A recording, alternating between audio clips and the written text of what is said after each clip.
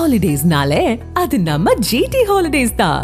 GT Holidays, South India's #1 travel brand. You know you are special when you're with GT Holidays.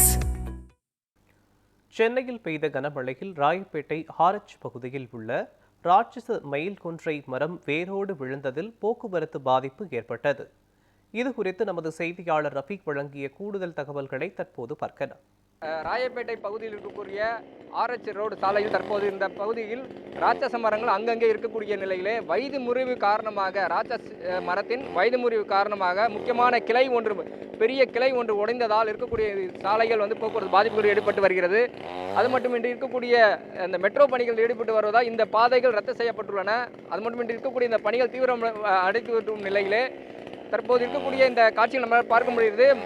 தற்போது கூடுதல் தகவலாக மந்தவெளி மற்றும் இருக்கக்கூடிய தியாகராய நகர் மேலும் ராயப்பேட்டை ஆகிய பகுதிகளில் தொடர்ச்சியாக அங்கங்கே இருக்கக்கூடிய மரம் வேரோடு சாய்ந்துள்ளதாக தகவல் கிடைத்த அடிப்படையில் நேரடியாக நியூஸ் 7 தமிழ் செய்தியின் வாயிலாக உடனடியாக நேரடியாக களத்தில் இருந்து ஆய்வுகள் மேற்கொண்டு இருக்கக்கூடிய காட்சிகள் தற்போது இருக்கக்கூடிய இந்த பணியாளரான இவர் தெரிவிக்கும் முக்கியமான தகவல் பற்றி கேட்டு அறியலாம். ஐயா வணக்கம்.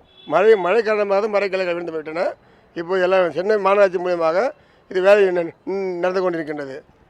ஐயா தற்போது இருக்கக்கூடிய அடுத்த கட்டமும் அதுக்கு வேறு தகவல் கூடுதல் தகவலாக வந்திருக்கா? வேறு எங்கேயாவது மழை சாஞ்சிருக்குன்னு சொல்லிட்டு இப்போ ஏதாவது தகவல் வந்திருக்கா? 126 மந்தவெளி அந்த இடத்துல ஒரு தைல மரம் விழுந்திருக்கா. அங்கே போய் பார்க்க போகிறோம் போயிட்டு.